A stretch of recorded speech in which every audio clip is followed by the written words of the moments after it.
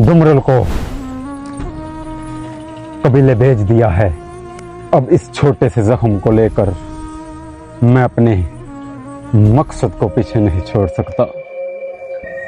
मकसद आबाद रहे, जख्म लगते रहेंगे। अर्तुगरुल साहब, एक छोटे से जख्म को लेकर तुम इतने उदास और भाग गए। अभी तो बहुत ज्यादा जख्म लगने बाकी हैं तुम्हें। मैं हार मानने वालों के साथ नहीं, बल्कि एक बहादुर हजार बुज़दिलों से बेहतर है। सिपाही, हमला करो। अल्लाहु अकबर। या